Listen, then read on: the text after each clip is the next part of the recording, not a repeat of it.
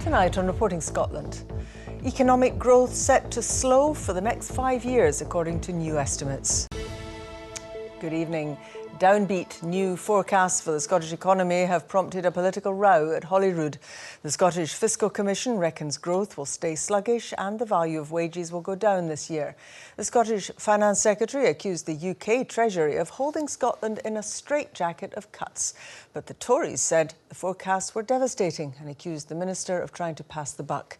This from our political editor, Brian Taylor. Just up the Royal Mile from Holyrood, you can find this new street food market. Very good people, the Germans. The stallholders here are upbeat, but also realistic. Well, everyone's got dreams, you know, sometimes you've got to work harder at those dreams than others and that, you know, but I mean, if you don't work hard at them, they're never going to kind of come true, are they? I live in Scotland from 10 years and every year is better than the previous one, so I think it's good. How's business? It's brilliant when it's sunny, and a bit of a struggle when it's a bit rainy and windy. But you know, that's what we're here It's a metaphor for the economy generally, isn't it? Well, yeah, exactly. So they're pretty hopeful here in the heart of the capital, and across Scotland employment rates remain high, but the underlying economic figures are sluggish. The latest estimates come from the Scottish Fiscal Commission. They forecast that economic growth in Scotland will remain subdued, below 1% for the next 5 years. Real wages will be down by 0.5% in 2018, only starting to grow slowly in 2020. That means a cut in predicted income tax revenue of £209 million. At Holyrood, Scotland's Finance Secretary set out his forward thinking.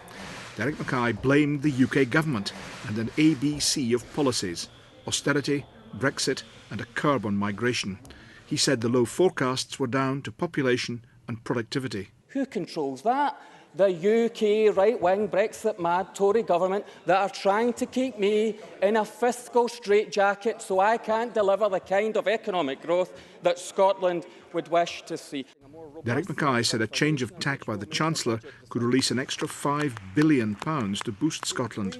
But the Tories accused him of shifting the blame. The contrast between the UK government's progress and the dismal performance of the Scottish economy relative to the rest of the UK after 11 years of this government could not be more stark.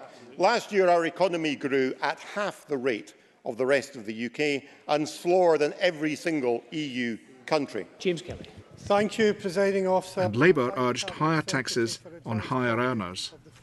The SNP continue to pile the agony and the pain onto Scotland's communities. The announcement today will give no comfort to patients waiting for hospital appointments, to parents where schools don't have enough teachers, to passengers stuck at railway stations waiting for trains that do not turn up. Back at the market, they hope for a pleasant climate, from the weather and from the economy. Brian Taylor, Reporting Scotland, Edinburgh. Our business and economy editor, Douglas Fraser, is here now. What explains this more downbeat assessment of the Scottish economy? Well, if we look at the Scottish Fiscal Commission, it exists to provide independent advice to ministers about the state of the economy and the resulting tax revenue that they can expect to bring in. That's all the more important given the income tax powers that Holyrood now has. The Commission is sticking to the forecast for this year's economic growth of 0.7%. Now, that's what it said last December. It's sticking to that, but it's much more pessimistic about the 5-year period, staying very sluggish throughout. Why is that? The Commission's been looking at productivity, that's the amount produced per worker per hour, and the link that that has to wage growth. Both have been very weak. They've looked at the data and actually weaker than they previously thought, which is why these are more pessimistic figures that we've got.